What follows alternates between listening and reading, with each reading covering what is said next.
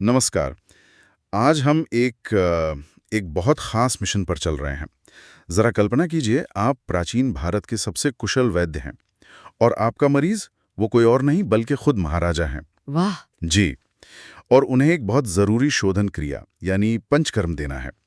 अब सोचिए, आपकी एक भी गलती पूरा इतिहास बदल सकती है। बिल्कुल। दांव पर बहुत कुछ लगा है। चुकोसी। तो तैयारी कैसे करेंगे? चरक संहिता का सूत्र स्थान का जो 15वां अध्याय है, उपकल्पनीयोध्यायः, वो असल में इसी शाही मिशन का प्लेबुक है।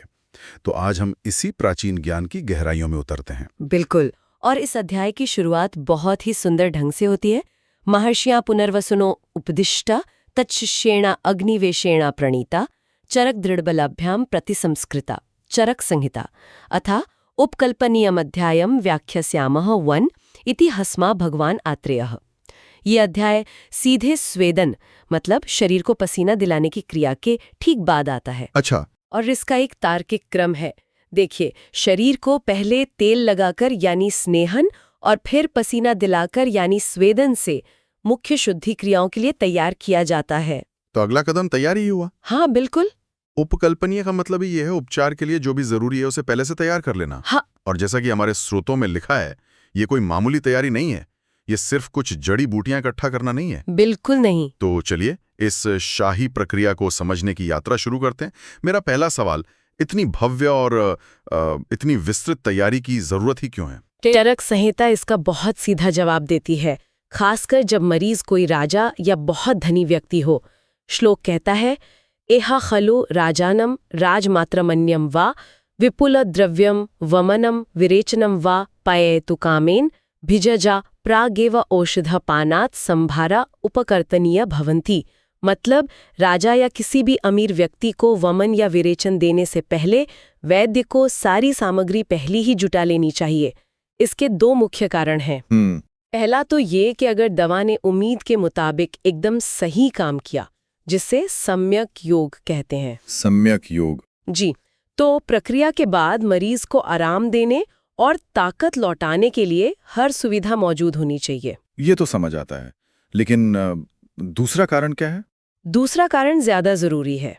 अगर कोई कॉम्प्लिकेशन हो जाए, जिसे आयुर्वेद में व्यापद कहते हैं, तो उस आपातकालीन स्थिति से निपटने के लिए हर तरह की दवा और उपाय पहले से तैयार होने चाहिए। मतलब एक कंटिंजेंसी प्लान। हाँ, ये कमाल का रिस्क मैनेजमेंट है।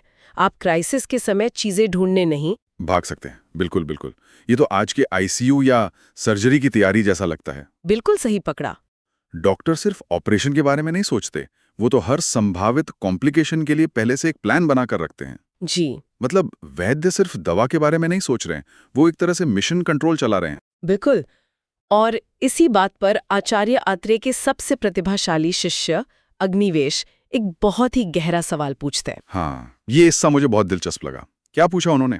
अग्निवेश ने पूछा, जैसा कि श्लोक में है, एवं वादनम भगवंतम आत्रेयम अग्निवेश उवाच ननु भगवन आदौवेव ज्ञानवता तथा प्रतिविधातव्यम यथा प्रतिविहिते सिद्धे येव औषधम एकांतेन।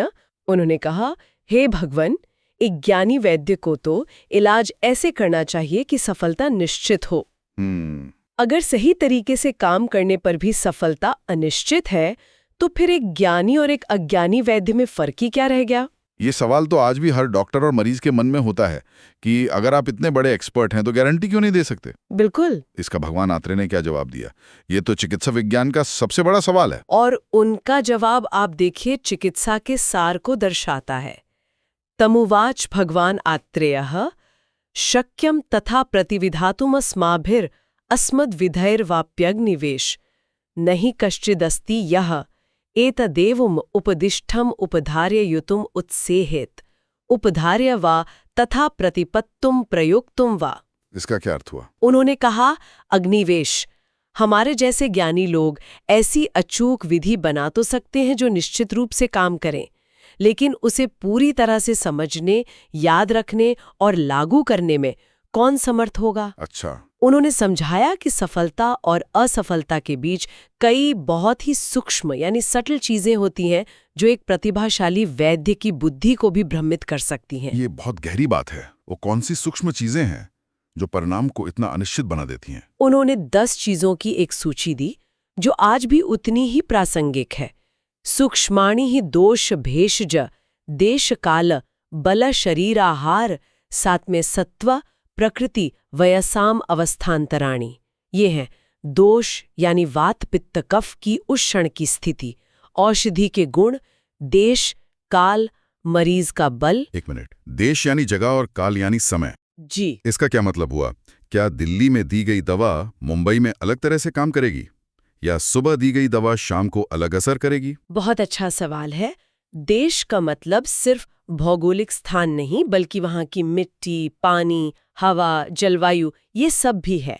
और इसी तरह काल का मतलब सिर्फ सुबह शाम नहीं, बल्कि मौसम, दिन की अवस्था, ये सब कुछ। समझ गया। तो इन 10 चीजों जैसे शरीर की बनावट, आहार, साथम्य यानी क्या चीजें मरीज को सूट करती हैं, सत्व यानी मानसिक शक्ति, और प्रकृति व आयु, इनके अनगिनत कॉम्बिनेशंस और परम्यूटेशंस होते हैं। अच्छा, यही कारण है कि आयुर्वेद हर व्यक्ति को अद्वितीय मानता है और पर्सनलाइज्ड मेडिसिन पर इतना जोर देता है। कोई भी 2 मरीज एक जैसे नहीं होते। बिल्कुल।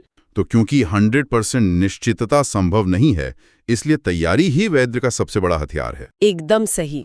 ठीक है, तो चलिए इस तैयारी की लिस्ट देखते हैं। सबसे पहले तो एक आदर्श कमरा। जी, उपचार के लिए जो घर है उसके बारे में जो बताया गया है वो आज के किसी हाई एंड वेलनेस रिट्रीट जैसा लगता है। हाँ, श्लोक में कहा गया है कि घर दृढ़म निवातम यानी मजबूत हो और सीधी हवा के झोंकों से बचा हो, लेकिन प्रवाते का देशम यानी हवादार भी हो। अच्छा, मतलब क्रॉस वेंटिलेशन नहीं, जेंटल एयर फ्लो। जी, और कोई भी अप्रिय शब्द, स्पर्श, रस, रूप या गंध नहीं होनी चाहिए।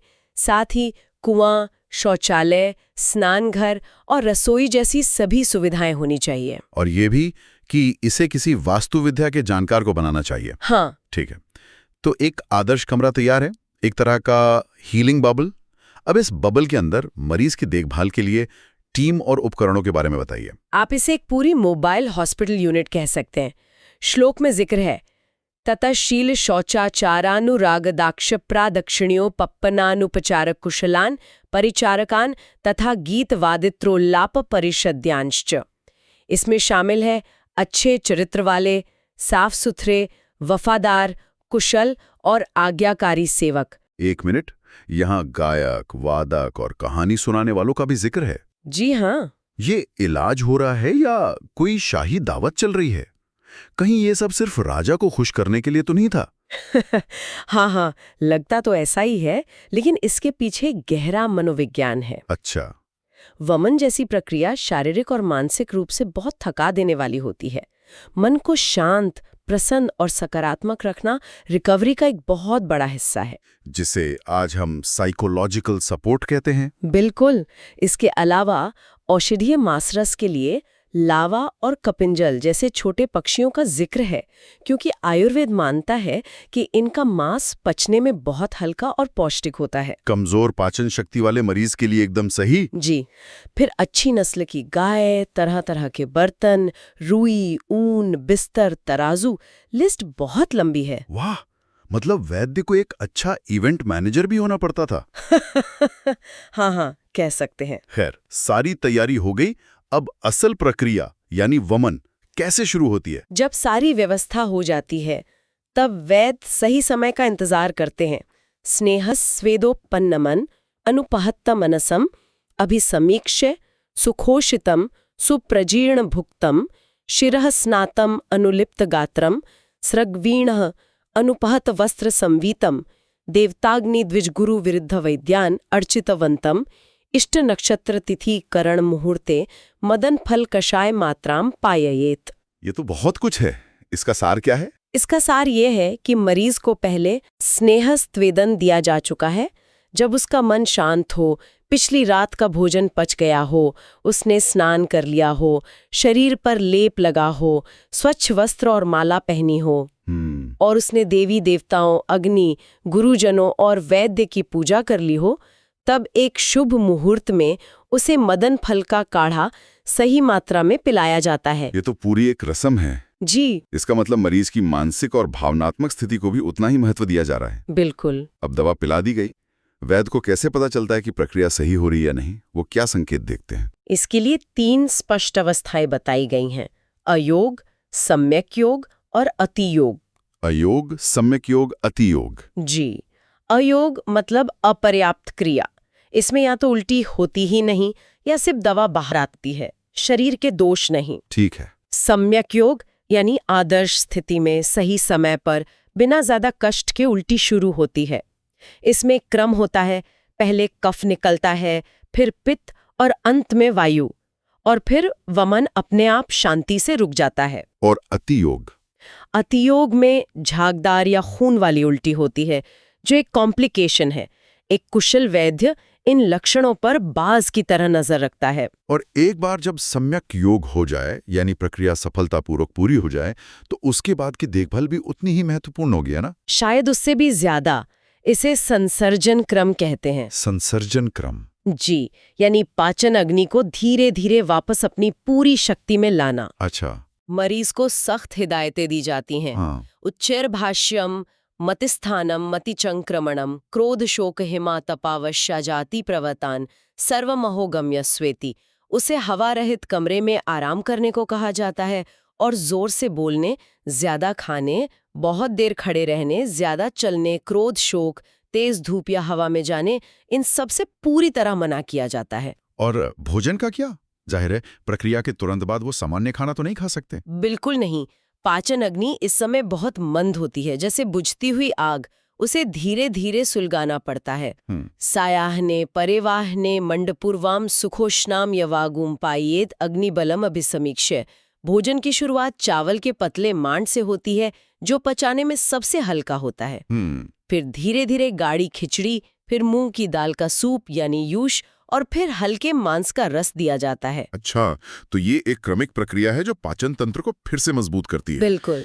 ये सब बहुत विस्तृत, वैज्ञानिक और साफ कहूं तो खर्चीला लगता है। हाँ, ये तो है। गायक, खास पक्षी, इतने सारे सेवक, ये सब सुनकर मेरे मन में एक बड़ा सवाल आ रहा है। क्या ये ज्ञान सिर्फ अमीरों और राजाओं के लिए था?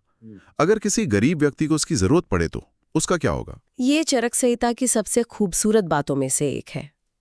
ग्रंथ इस मामले में बहुत व्यवहारिक और करुणामय है।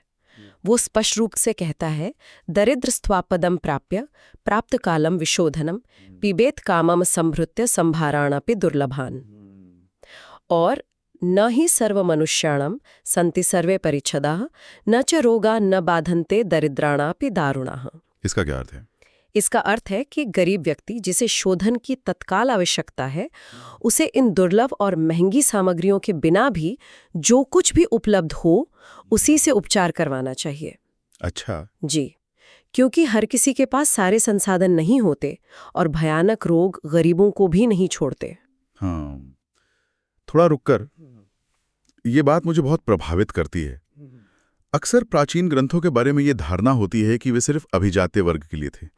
लेकिन यहाँ चरक साफ साफ कह रहे हैं कि आदर्श प्रक्रिया अपनी जगह है, पर इंसान की जान बचाना सबसे ऊपर है। Principles matter but people matter more. बिल्कुल। ये आयुर्वेद लचीलेपन और उसके मूल उद्देश्य को दिखाता है। तो आज हमने देखा कि आयुर्वेद में एक चिकित्सा प्रक्रिया सिर्फ दवा देने तक सीमित नहीं है। नहीं, ये एक पूरी तरह से नियोजित, व्यक्तिगत और समग्र अनुभव है, जिसमें तैयारी, रोकथाम प्रबंधन, मनोवैज्ञानिक देखभाल और प्रक्रिया के बाद की रिकवरी सब शामिल है। बिल्कुल।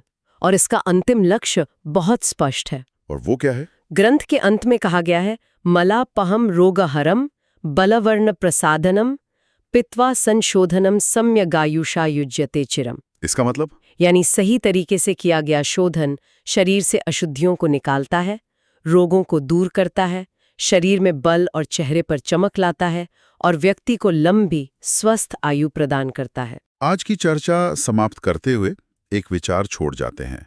यह ग्रंथ एक राजा के लिए इस स्तर की व्यक्तिगत, सावधानीपूर्वक और समग्र देखभाल का वर्णन करता है। जी। आज की भागदौड़ भली और मानकीकृत यानी स्टैंडर्डाइज्ड स्वास्थ्य सेवा की दुनिया में हम इस प्राचीन मॉडल से क्या सीख सकते हैं? हम इसके सिद्धांतों को, न कि केवल इसकी सामग्रियों को, सभी के लिए आधुनिक चिकित्सा में कैसे अपना सकते हैं।